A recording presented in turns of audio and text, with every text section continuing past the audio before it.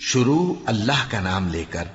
جو بڑا مہربان نہایت رحم والا ہے۔ سب تعریف اللہ ہی کو ہے جس نے اپنے محبوب بندے محمد صلی اللہ علیہ وآلہ وسلم پر یہ کتاب نازل کی اور اس میں کسی طرح کی کجی اور پیچیدگی نہ رکھی، بلکہ سیدھی اور سلیس اتاری تاکہ لوگوں کو عذاب سخت سے جو اس کی طرف سے آنے والا ہے ڈرائے، اور مومنوں کو جو نیک عمل کرتے ہیں خوشخبری سنائے کہ ان کے لیے ان کے کاموں کا نیک بدلہ یعنی بہشت ہے جس میں وہ ہمیشہ رہیں گے، اور ان لوگوں کو بھی ڈرائے جو کہتے ہیں کہ اللہ نے کسی کو بیٹا بنا لیا ہے۔ ان کو اس بات کا کچھ بھی علم نہیں اور نہ ان کے باپ دادا ہی کو تھا۔ یہ بڑی سخت بات ہے جو ان کے منہ سے نکلتی ہے، اور کچھ شک نہیں کہ یہ جو کچھ کہتے ہیں محض جھوٹ ہے۔ اے پیغمبر، اگر یہ اس کلام پر ایمان نہ لائیں تو شاید تم ان کے پیچھے رنج کر کر کے اپنے تئیں ہلاک کر دو گے۔ جو چیز زمین پر ہے ہم نے اس کو زمین کے لیے زینت بنایا ہے تاکہ لوگوں کی آزمائش کریں کہ ان میں کون اچھے عمل کرنے والا ہے، اور جو چیز زمین پر ہے ہم اس کو نابود کر کے بنجر میدان کر دیں گے۔ کیا تم خیال کرتے ہو کہ غار اور لوح والے ہماری نشانیوں میں سے عجیب تھے؟ جب وہ نوجوان غار میں جا رہے تو کہنے لگے کہ اے ہمارے پروردگار، ہم پر اپنے ہاں سے رحمت نازل فرما اور ہمارے کام میں درستی کے سامان مہیا کر۔ تو ہم نے غار میں کئی سال تک ان کے کانوں پر نیند کا پردہ ڈالے رکھا، یعنی ان کو سلائے رکھا، پھر ان کو جگا اٹھایا تاکہ معلوم کریں کہ جتنی مدت وہ غار میں رہے دونوں جماعتوں میں سے اس کی مقدار کس کو خوب یاد ہے۔ ہم ان کے حالات تم سے صحیح صحیح بیان کرتے ہیں۔ وہ کئی نوجوان تھے جو اپنے پروردگار پر ایمان لائے تھے، اور ہم نے ان کو اور زیادہ ہدایت دی تھی، اور ان کے دلوں کو مربوط یعنی مضبوط کر دیا۔ جب وہ اٹھ کھڑے ہوئے تو کہنے لگے کہ ہمارا پروردگار آسمانوں اور زمین کا مالک ہے، ہم اس کے سوا کسی کو معبود سمجھ کر نہ پکاریں گے۔ اگر ایسا کیا تو اس وقت ہم نے بے عقلی کی بات کی۔ ان ہماری قوم کے لوگوں نے اس کے سوا اور معبود بنا رکھے ہیں، بھلا یہ ان کے معبود ہونے پر کوئی کھلی دلیل کیوں نہیں لاتے؟ تو اس سے زیادہ کون ظالم ہے جو اللہ پر جھوٹ باندھے؟ اور جب تم نے ان مشرکوں سے اور جن کی یہ اللہ کے سوا عبادت کرتے ہیں ان سے کنارہ کر لیا ہے تو غار میں چل رہو، تمہارا پروردگار تمہارے لیے اپنی رحمت وسیع کر دے گا اور تمہارے کاموں میں آسانی کے سامان مہیا کرے گا۔ اور جب سورج نکلے تو تم دیکھو کہ دھوپ ان کے غار سے داہنی طرف سمٹ جائے، اور جب غروب ہو تو ان سے بائیں طرف کترا جائے، اور وہ اس غار کے کشادہ حصے میں تھے۔ یہ اللہ کی نشانیوں میں سے ہیں، جس کو اللہ ہدایت دے وہ ہدایت یاب ہے، اور جس کو گمراہ رہنے دے تو تم اس کے لیے کوئی دوست راہ بتانے والا نہ پاؤ گے۔ اور تم ان کے متعلق خیال کرو کہ وہ جاگ رہے ہیں حالانکہ وہ سوتے ہیں، اور ہم ان کو دائیں اور بائیں کروٹ بدلاتے تھے، اور ان کا کتا چوکھٹ پر دونوں ہاتھ پھیلائے ہوئے تھا۔ اگر تم ان کو جھانک کر دیکھتے تو پیٹ پھیر کر بھاگ جاتے اور ان سے دہشت میں آ جاتے۔ اور اسی طرح ہم نے ان کو اٹھایا تاکہ آپس میں ایک دوسرے سے دریافت کریں۔ ایک کہنے والے نے کہا کہ تم یہاں کتنی مدت رہے؟ انہوں نے کہا کہ 1 دن یا اس سے بھی کم۔ انہوں نے کہا کہ جتنی مدت تم رہے ہو تمہارا پروردگار ہی اس کو خوب جانتا ہے، تو اپنے میں سے کسی کو یہ روپیہ دے کر شہر بھیجو، وہ دیکھے کہ نفیس کھانا کون سا ہے تو اس میں سے کھانا لے آئے، اور احتیاط سے آئے جائے اور تمہارا حال کسی کو نہ بتائے۔ اگر وہ تم پر دسترس پا لیں گے تو تمہیں سنسار کر دیں گے یا پھر اپنے مذہب میں داخل کر لیں گے، اور اس وقت تم کبھی فلاح نہیں پاؤ گے۔ اور اسی طرح ہم نے لوگوں کو ان کے حال سے خبردار کر دیا تاکہ وہ جانیں کہ اللہ کا وعدہ سچا ہے، اور یہ کہ قیامت جس کا وعدہ کیا جاتا ہے اس میں کچھ شک نہیں۔ اس وقت لوگ ان کے بارے میں باہم جھگڑنے لگے اور کہنے لگے کہ ان کے غار پر عمارت بنا دو۔ ان کا پروردگار ان کے حال سے خوب واقف ہے۔ جو لوگ ان کے معاملے میں غلبہ رکھتے تھے وہ کہنے لگے کہ ہم ان کے غار پر مسجد بنائیں گے۔ بعض لوگ اٹکل پچو کہیں گے کہ وہ 3 تھے اور چوتھا ان کا کتا تھا، اور بعض کہیں گے کہ وہ 5 تھے اور چھٹا ان کا کتا تھا، اور بعض کہیں گے کہ وہ 7 تھے اور 8واں ان کا کتا تھا۔ کہہ دو کہ میرا پروردگار ہی ان کے شمار سے خوب واقف ہے، ان کو جانتے بھی ہیں تو تھوڑے ہی لوگ جانتے ہیں۔ تو تم ان کے معاملے میں بحث نہ کرنا مگر سرسری سی بحث، اور نہ ان کے بارے میں ان میں سے کسی سے کچھ دریافت ہی کرنا، اور کسی کام کی نسبت نہ کہنا کہ میں اسے کل کر دوں گا، مگر انشاءاللہ کہہ کر یعنی اگر اللہ چاہے تو کر دوں گا، اور جب اللہ کا نام لینا بھول جاؤ تو یاد آنے پر لے لو۔ اور کہہ دو کہ امید ہے کہ میرا پروردگار مجھے اس سے بھی زیادہ ہدایت کی باتیں بتائے۔ اور اصحاب کہف اپنے غار میں 9 اوپر 300 سال رہے۔ کہہ دو کہ جتنی مدت وہ رہے اسے اللہ ہی خوب جانتا ہے، اسی کو آسمانوں اور زمین کی پوشیدہ باتیں معلوم ہیں، وہ کیا خوب دیکھنے والا اور کیا خوب سننے والا ہے۔ اس کے سوا ان کا کوئی کارساز نہیں، اور نہ وہ اپنے حکم میں کسی کو شریک کرتا ہے۔ اور اپنے پروردگار کی کتاب کو جو تمہارے پاس بھیجی جاتی ہے پڑھتے رہا کرو، اس کی باتوں کو کوئی بدلنے والا نہیں، اور اس کے سوا تم کہیں پناہ بھی نہیں پاؤ گے۔ اور جو لوگ صبح و شام اپنے پروردگار کو پکارتے اور اس کی خوشنودی کے طالب ہیں، ان کے ساتھ صبر کرتے رہو، اور تمہاری نگاہیں ان میں سے گزر کر اور طرف نہ دوڑیں کہ تم دنیاوی زندگی کی رونقوں کے خواستگار ہو جاؤ۔ اور جس شخص کے دل کو ہم نے اپنی یاد سے غافل کر دیا ہے اور وہ اپنی خواہش کی پیروی کرتا ہے اور اس کا کام حد سے بڑھ گیا ہے، اس کا کہا نہ ماننا۔ اور کہہ دو کہ لوگوں، یہ قرآن تمہارے پروردگار کی طرف سے برحق ہے، تو جو چاہے ایمان لائے اور جو چاہے کافر رہے۔ ہم نے ظالموں کے لیے دوزخ کی آگ تیار کر رکھی ہے جس کی قناتیں ان کو گھیر رہی ہوں گی، اور اگر فریاد کریں گے تو ایسے کھولتے ہوئے پانی سے ان کی داد رسی کی جائے گی جو پگھلے ہوئے تانبے کی طرح گرم ہوگا اور جو ان کے چہروں کو بھون ڈالے گا۔ ان کے پینے کا پانی بھی برا اور آرام گاہ بھی بری۔ اور جو ایمان لائے اور کام بھی نیک کرتے رہے تو ہم نیک کام کرنے والوں کا اجر ضائع نہیں کرتے۔ ایسے لوگوں کے لیے ہمیشہ رہنے کے باغ ہیں جن میں ان کے محلوں کے نیچے نہریں بہ رہی ہیں، ان کو وہاں سونے کے کنگن پہنائے جائیں گے، اور وہ باریک دیبا اور اطلس کے سبز کپڑے پہنا کریں گے، اور تختوں پر تکیے لگا کر بیٹھا کریں گے۔ کیا خوب بدلہ اور کیا خوب آرام گاہ ہے۔ اور ان سے 2 شخصوں کا حال بیان کرو جن میں سے ایک کو ہم نے انگور کے 2 باغ عنایت کیے تھے اور ان کے گردا گرد کھجوروں کے درخت لگا دیے تھے اور ان کے درمیان کھیتی پیدا کر دی تھی۔ دونوں باغ کثرت سے پھل لاتے اور اس کی پیداوار میں کسی طرح کی کمی نہ ہوتی، اور دونوں میں ہم نے ایک نہر بھی جاری کر رکھی تھی، اور اس طرح اس شخص کو ان کی پیداوار ملتی رہتی تھی۔ تو ایک دن جبکہ وہ اپنے دوست سے باتیں کر رہا تھا، کہنے لگا کہ میں تم سے مال و دولت میں بھی زیادہ ہوں اور جتھے اور جماعت کے لحاظ سے بھی زیادہ عزت والا ہوں، اور ایسی شیخیوں سے اپنے حق میں ظلم کرتا ہوا اپنے باغ میں داخل ہوا۔ کہنے لگا کہ میں نہیں خیال کرتا کہ یہ باغ کبھی تباہ ہو، اور نہ خیال کرتا ہوں کہ قیامت برپا ہو، اور اگر میں اپنے پروردگار کی طرف لوٹایا بھی جاؤں تو وہاں ضرور اس سے اچھی جگہ پاؤں گا۔ تو اس کا دوست جو اس سے گفتگو کر رہا تھا کہنے لگا کہ کیا تم اس ذات سے کفر کرتے ہو جس نے تم کو مٹی سے پیدا کیا، پھر نطفے سے، پھر تمہیں پورا آدمی بنایا؟ مگر میں تو یہ کہتا ہوں کہ اللہ ہی میرا پروردگار ہے، اور میں اپنے پروردگار کے ساتھ کسی کو شریک نہیں کرتا۔ اور جب تم اپنے باغ میں داخل ہوئے تو تم نے ماشاء اللہ لا قوت الا باللہ کیوں نہ کہا؟ اگر تم مجھے مال و اولاد میں اپنے سے کمتر دیکھتے ہو تو عجب نہیں کہ میرا پروردگار مجھے تمہارے باغ سے بہتر عطا فرمائے اور تمہارے اس باغ پر آسمان سے آفت بھیج دے تو وہ صاف میدان ہو جائے، یا اس باغ کی نہر کا پانی گہرائی میں اتر جائے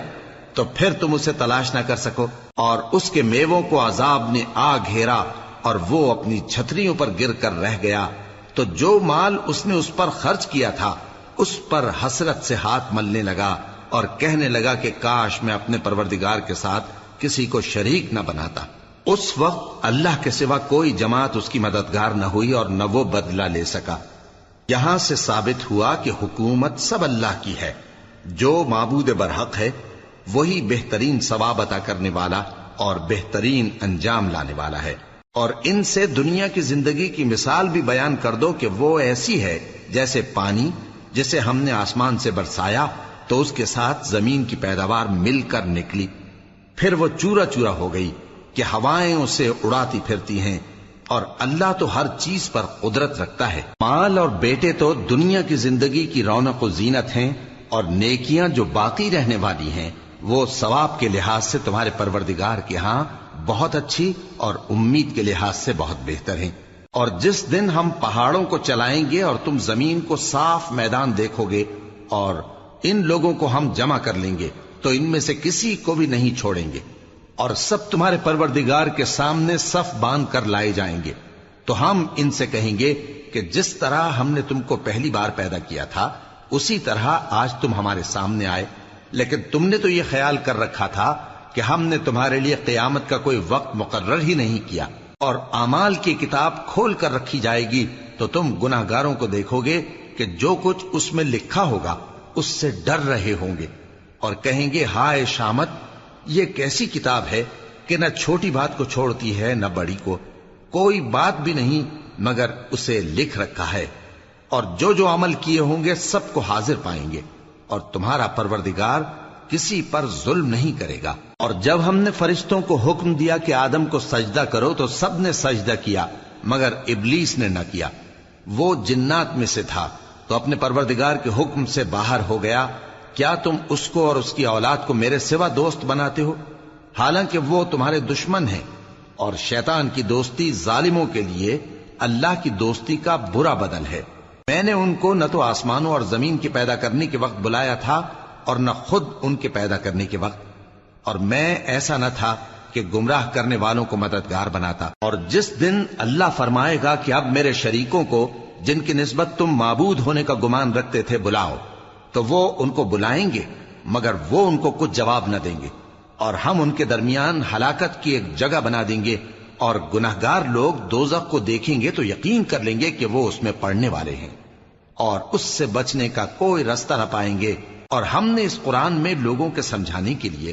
طرح طرح کی مثالیں بیان فرمائی ہیں، لیکن انسان سب چیزوں سے بڑھ کر جھگڑالو ہے، اور لوگوں کے پاس جب ہدایت آ گئی تو ان کو کس چیز نے منع کیا کہ ایمان لائیں اور اپنے پروردگار سے بخشش مانگیں، بجز اس کے کہ اس بات کے منتظر ہوں کہ انہیں بھی پہلوں کا سا معاملہ پیش آئے یا ان پر عذاب سامنے سے آ جائے۔ اور ہم جو پیغمبروں کو بھیجا کرتے ہیں تو صرف اس لیے کہ لوگوں کو اللہ کی نعمتوں کی خوشخبریاں سنائیں اور عذاب سے ڈرائیں، اور جو کافر ہیں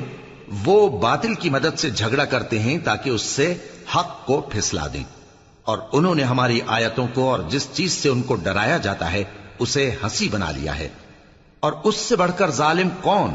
جس کو اس کے پروردگار کی آیات کے ذریعے سمجھایا گیا تو اس نے ان سے منہ پھیر لیا، اور جو اعمال وہ آگے کر چکا اس کو بھول گیا۔ ہم نے ان کے دلوں پر پردے ڈال دیے کہ اسے سمجھ نہ سکیں، اور کانوں میں ثقل پیدا کر دیا ہے کہ سن نہ سکیں، اور اگر تم ان کو رستے کی طرف بلاؤ تو کبھی رستے پر نہ آئیں گے، اور تمہارا پروردگار بخشنے والا صاحب رحمت ہے۔ اگر وہ ان کے کرتوتوں پر ان کو پکڑنے لگے تو ان پر جھٹ عذاب بھیج دے، مگر ان کے لیے ایک وقت مقرر کر رکھا ہے کہ اس کے عذاب سے کوئی پناہ کی جگہ نہ پائیں گے۔ اور یہ بستیاں جو ویران پڑی ہیں، جب انہوں نے کفر کر کے ظلم کیا تو ہم نے ان کو تباہ کر دیا، اور ان کی تباہی کے لیے ایک وقت مقرر کر دیا تھا۔ اور جب موسیٰ نے اپنے شاگرد سے کہا کہ جب تک میں دو دریاؤں کے ملنے کی جگہ نہ پہنچ جاؤں ٹلنے کا نہیں، خاص صدیوں چلتا رہوں،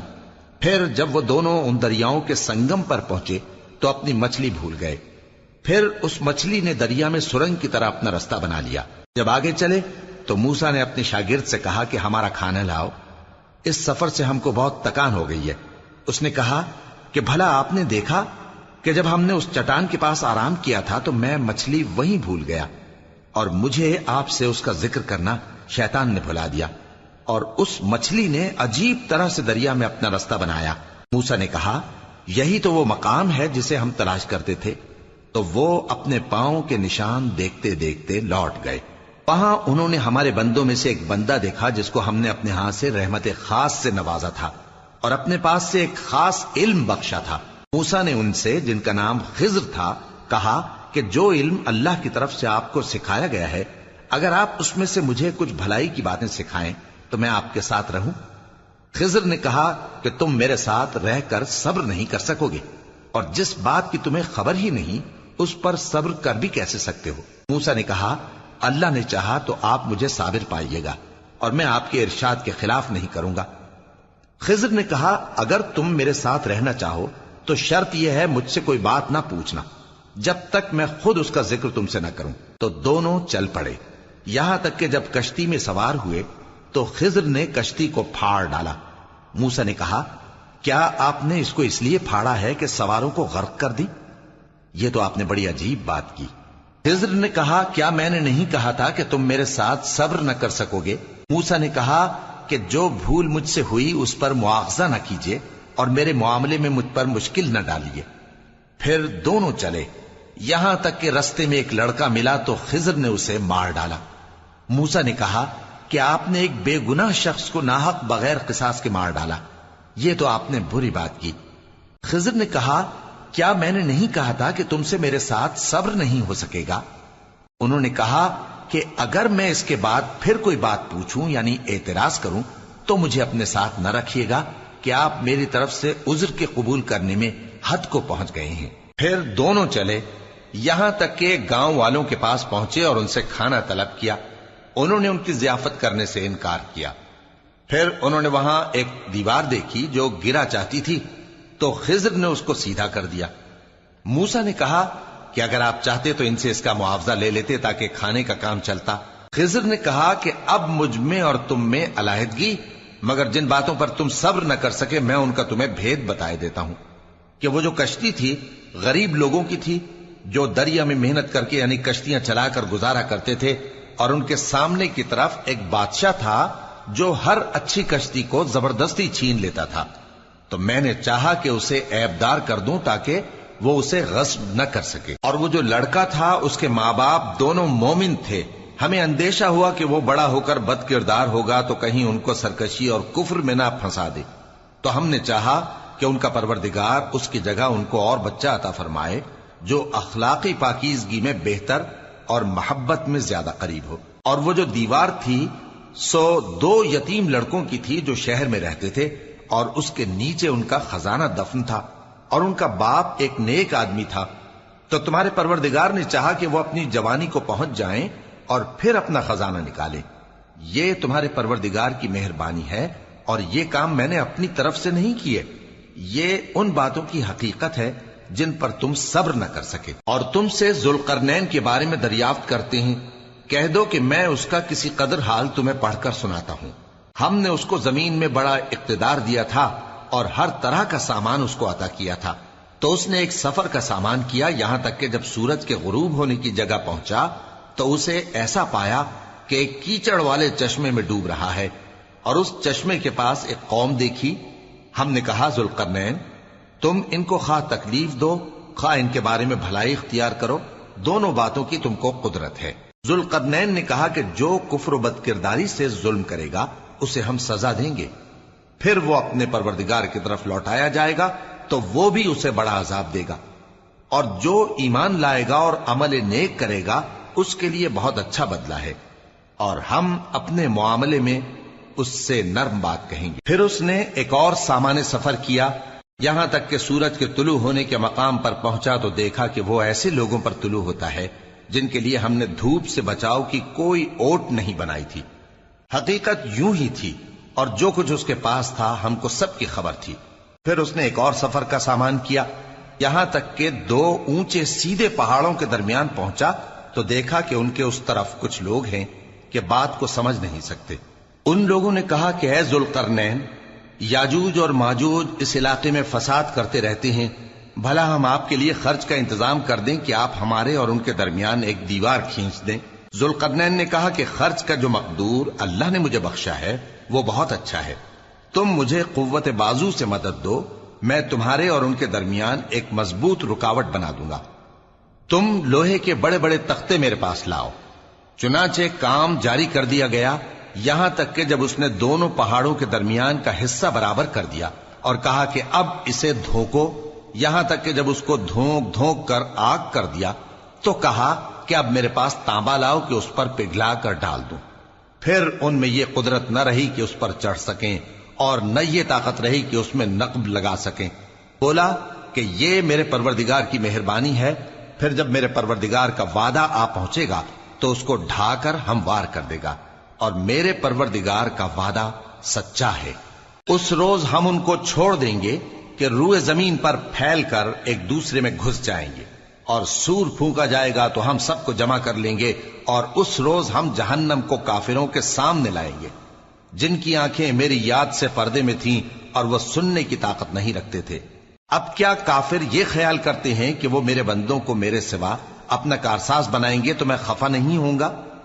ہم نے ایسے کافروں کے لیے जहन्नम की मेहमानी तैयार कर रखी है। कह दो कि हम तुम्हें ऐसे लोग बताएं जो अमाल के लिहाज से बड़े नुकसान में हैं।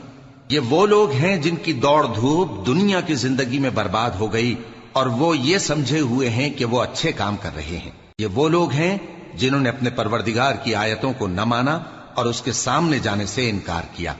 तो उनके आमाल जाया हो गए। सो हम क़यामत के दिन उनके लिए कुछ भी वजन कायम नहीं करेंगे। ये उनकी सजा है यानी जहन्नम, इसलिए कि उन्होंने कुफ्र किया और हमारी आयतों और हमारे पैगंबरों की हंसी उड़ाई। जो लोग ईमान लाए और अमल नेक किए उनके लिए बहिश्त के बाग बतौर मेहमानी होंगे,